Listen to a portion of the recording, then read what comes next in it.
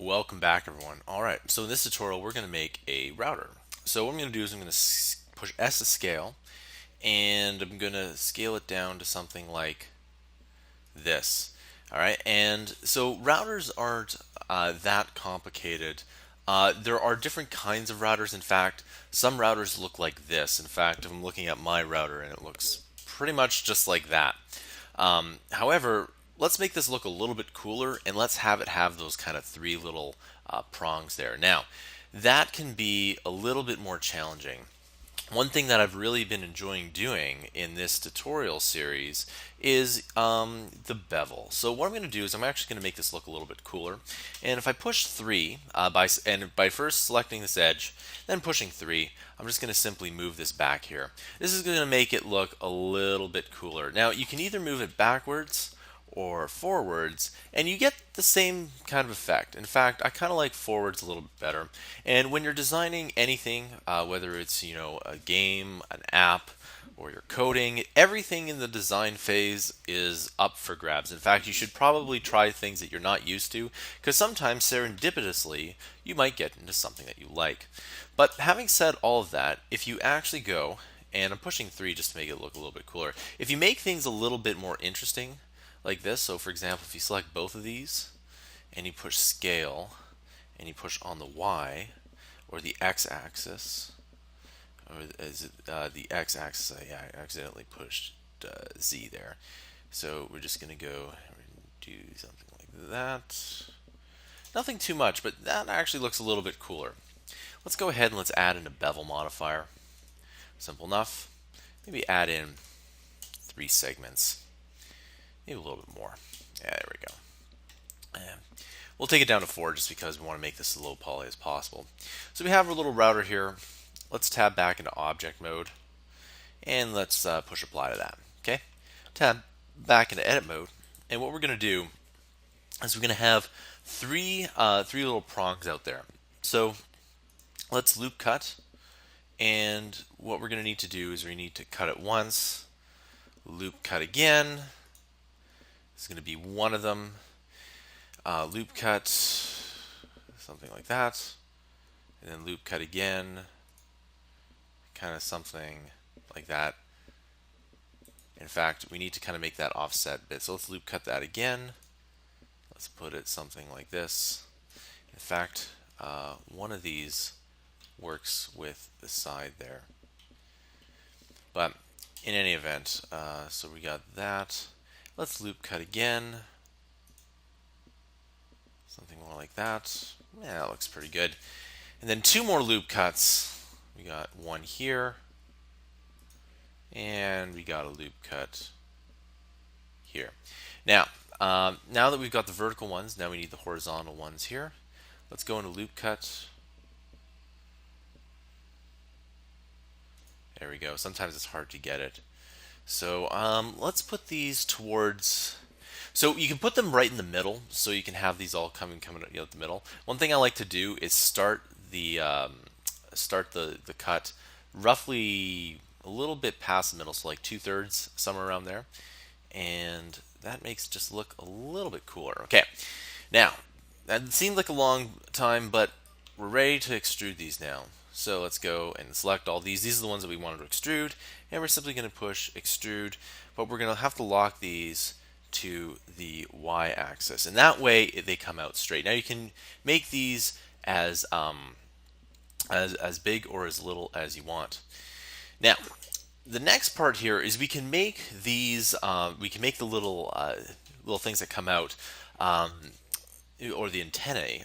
You can make the antennae either cylinders or cubes.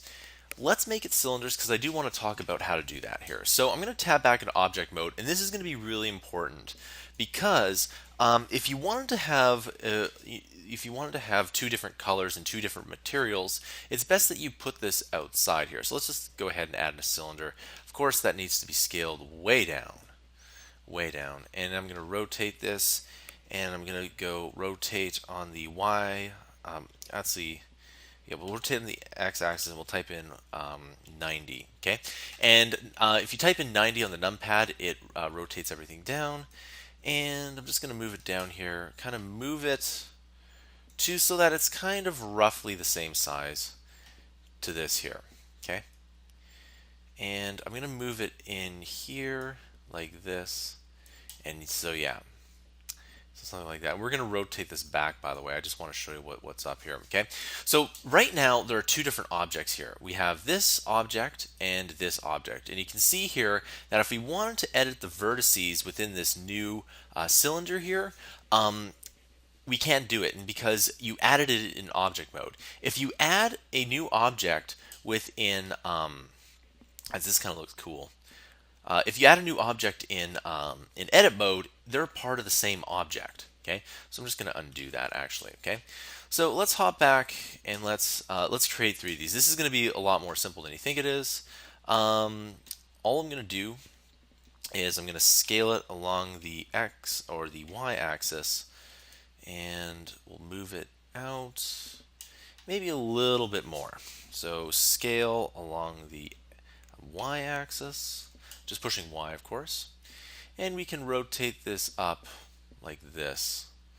Okay, let's simply move it up something like that here. Now you're probably wondering, is this sloppy here?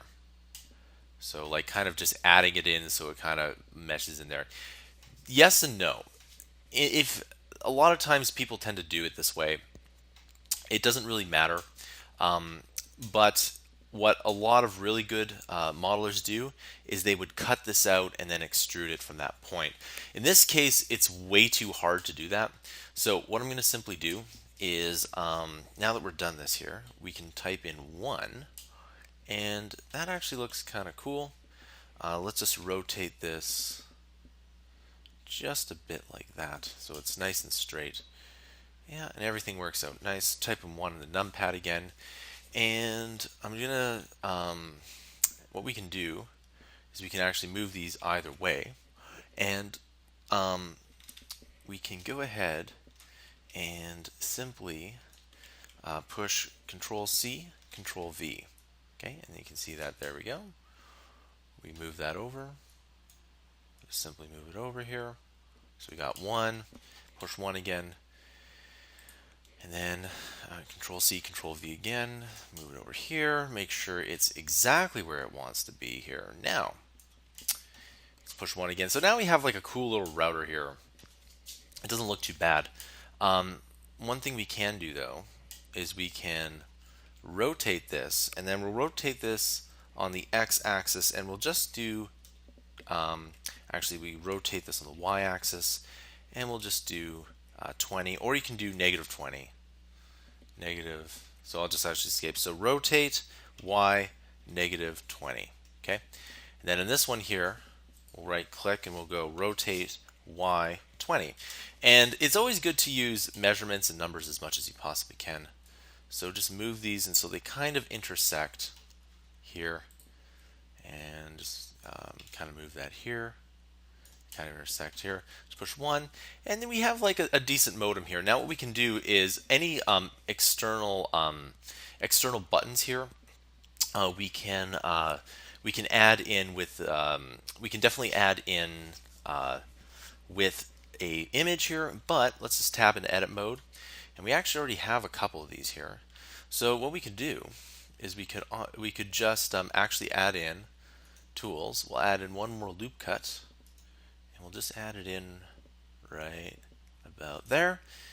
We'll go ahead and we'll just extrude these along the Y axis, and so these are kind of like little buttons here, just like that, and we can scale them in if you want. So if we tab back into object mode, there we go. Okay, if you want, you can add in more detail, but there we go. We have a nice simple router. I'll see you guys in the next tutorial.